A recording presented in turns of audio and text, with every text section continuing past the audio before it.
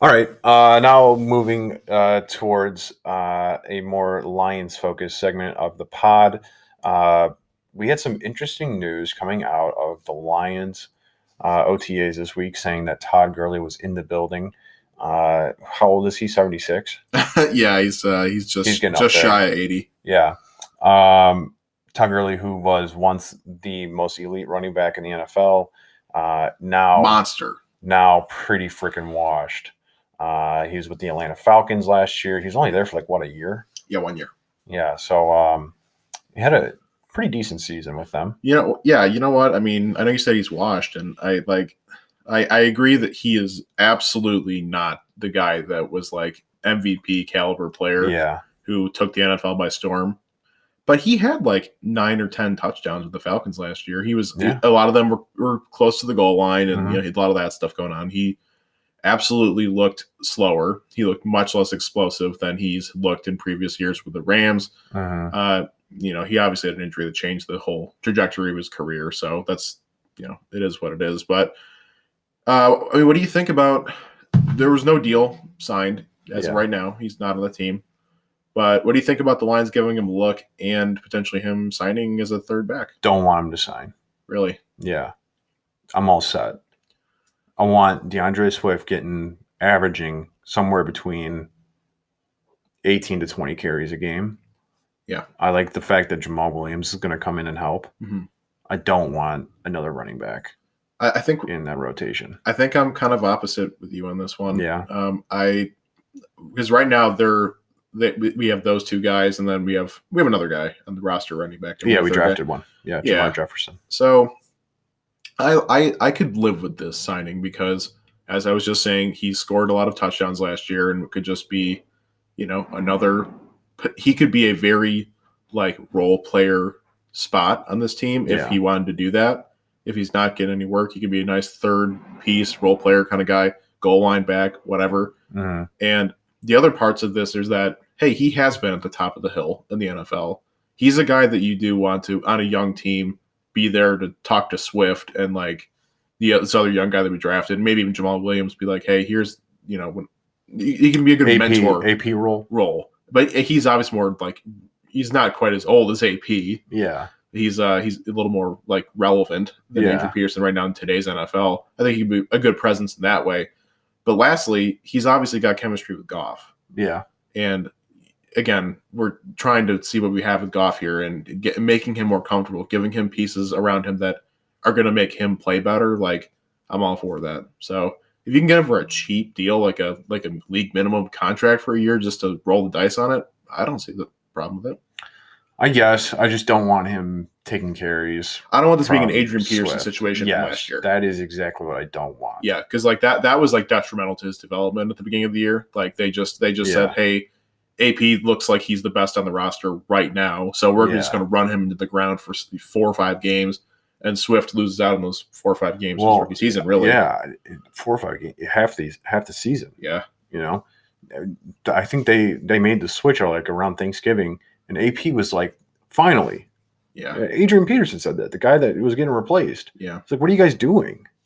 But I mean, at the same time, this regime is not last year's regime, so maybe they'll handle that better. Well, look at what bringing AP in could have done for Swift, though, right? I mean, he's a Hall of Fame running back. Yeah. Swift gets to learn. They talked about it a bunch. He taught him a lot of things, and they worked workouts together. They played a season together. I mean, having these phenomenal backs to be around Swift, who's already pretty darn talented, that's just going to make him better. Yeah. And if he can score 5 touchdowns and just is good for the locker room, good for Goff, I guess, man, I'm kind of cool with it. Cheap, if they signed to a $5 million contract, then I'm no, absolutely not. Yeah. We also have cap room to burn right now. Yeah. We do have, I think, the 3rd or 4th most cap room in the league. Somewhere around there. At the moment. So, that's kind of where I'm at on it. Yeah, I guess. But I also like Jamal Williams. He's a big question mark for me. I think seeing Carrion go, we kind of are a little more clear on what his role will be. But I'm also really interested in Jamar Jefferson. I want to see those other 2 guys get carries. Yeah. I've seen Todd Gurley, and every reason that you bring up, totally valid. I actually do like the idea of him reuniting with Goff, and that also helps Goff be a little bit more comfortable in the pocket, playing in Detroit, et cetera, et cetera. But at the same time, I feel like the running back core right now, how it is good. Like I've heard that Jamar Jefferson was a steal in the 7th round, and from what I saw from Jamal Williams in Green Bay, that guy could be good. That guy can be really good in the passing game. He can be good in the running game. He seems like a really good second back. Uh, but again, that's kind of why I'm not super keen on it. But at the same time, totally agree with everything that you're saying. I do think that the days in the NFL of the bell cow running back are pretty limited. I think you got your rare Derrick Henrys and Saquon Barkleys and stuff. Yeah. But a lot of teams now are going to be more committee based. And I do think Swift is obviously the leading back on this team. And he has to be. He'll take a majority of the carries, I'm sure. But if Gurley was willing to be like, that's the thing that I'm confused about on this. Is Todd Gurley willing to basically be relegated to being a role player back who will get maybe 2-3 carries a game? Yeah. I mean, this is a guy who was the number one running back in the NFL for a couple of years. And even when he came to Atlanta, it was kind of he was still bell cow there. He was the main back, and he was very it was a very big celebration when he got there because he was from Georgia and stuff, and play ball in Georgia. Right, he's used to being number one on the roster. So would he be willing to be take a step back, cog in the wheel here in this system? And I that's where I'm a little bit more probably not. Maybe not. Yeah, I don't think he's about that. I think he thinks he probably has go a out couple there more good years left. Go somewhere. Yeah, like a team like a Tampa Bay that randomly finds Leonard Fournette and it just works. He could do that kind of thing. I feel I could see him in New England. Hey, who knows? Yeah. All right. So pivoting to our next topic, what's this guy's name? Sorry, I'm just pulling up the article here. Okay, no worries. Some Yahoo that coaches at Iowa State University. Is that right? At least there's a story floating around that that Iowa State head coach Matt Campbell nailed it. Matt Campbell, Dan's older brother, right? he turned down an 8-year, $68.5 million contract to become the next head coach of the team. Ludicrous. And he would have even potentially been given keys to the franchise per prideofdetroit.com. I mean, the guy dodged a bullet. I don't know if there's any validity to this. I mean, I'm going to guess there could have been, because obviously the coaching hiring process, these conversations have to happen with the people to interview. I think it's really interesting, man. I think this kind of deal makes me think of a Matt Rule kind of thing, going from Baylor to the Panthers. They pretty much said, hey, here's all the money. You can do whatever you want. You can make whatever trade you want. You want a new quarterback? All right, cool. We'll do whatever you want. We'll go get Sam Darnold. Well, we'll get Teddy Bridgewater, then Sam Darnold. Yeah, That's sure. how that went.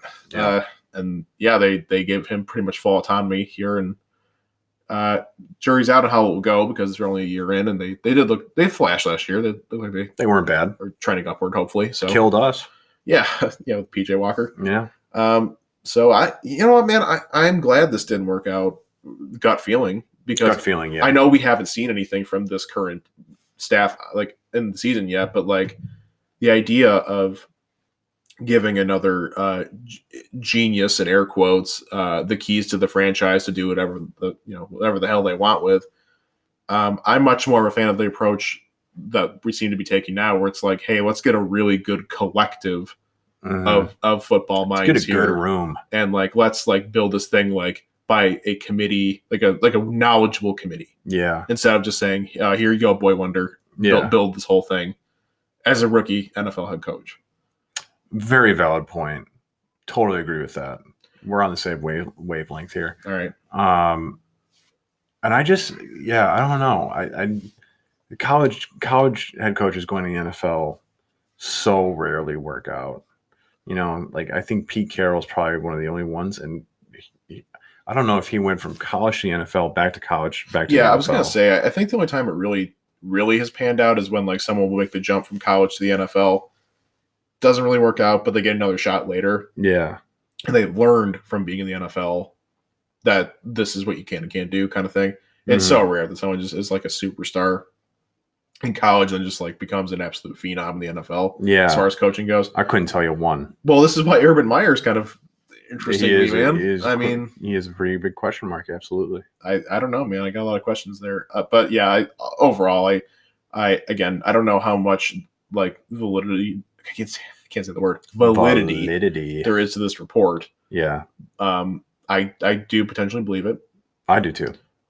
I'm sure the Lions were, after last coaching debacle, really wanted to make a big splash and try and like find the next great big thing. Yeah. So it doesn't really surprise me if it is real, but ultimately, like I like where we're headed. I like Dan Campbell. I've got a really good feeling about the future for the Lions, and if we hired this guy, I don't think it would be the same situation where we have a Dan Campbell who's like, "Hey, I'm gonna get the best advice from the people in the room," and what's his name, Anthony Lynn, and stuff like that. Patricia seemed like, "Hey, shut up, idiot! I know what I'm doing." Oh, I made the greatest play in Super Bowl history. Yeah, me. Yeah, I was on the field. I picked that ball off, not Malcolm Butler. But it does seem like Dan Campbell is more of let's have a conversation about it. Why do you think that's going to work better? Why do I think Dan Campbell's going to work better? No, I'm saying that's what Dan Campbell says to like Anthony Lynn. Anthony Lynn's like, oh, you know what? Let's run this play instead right here. Well, and Dan Campbell's like, all right, well, let's talk about it. Let's figure it out. I think that's better because it like he could go, hey, what do you think of this play? And Anthony Lynn goes, oh, we should run this, and then Dan Campbell might be like, no. Like, I don't think it's going to work. That's exactly what Matt Patricia would do, I bet. But he could still say that. He could still say, no. But the thing that I like more about it is that he's entertaining the options of other people's input, not shut up. Hey, I know what I'm doing. I made the greatest play in Super Bowl history. Go give me another pencil. Like, it's just that, like, that small difference of approach is like, huge. That's what's more interesting to me about this. And I hate to say it, but if you have a superstar whiz kid head coach come in with a 6-year, $60 million or whatever contract they offered him, that guy's going to feel like his opinion is the most important one in the room. And his opinion is what they need to do to like win games. And as a rookie college head coach or NFL head coach coming from college, like it just screams disaster. I feel like this is almost crisis averted. It's hard to say because we haven't seen anything yet. Yeah, this is all just speculation right now. Yeah, I wonder if he probably turned it down, right? The reports he turned it down. Yeah. Okay. So the Lions were willing to do this. Yeah. According to the report, they wanted this to happen, but he was like, Detroit. Ugh. I wonder why. Like, why would he turn it down? That's what I'm curious about. Like, I know that's a lot of money because the Lions, I could see them not being interested. But as a college head coach, as a head coach of Iowa State, right? Like, you turn us down? You know what? Screw that bozo. Yeah, f*** him. Yeah. All right. That's a good way to end it, I think. Yeah, I agree.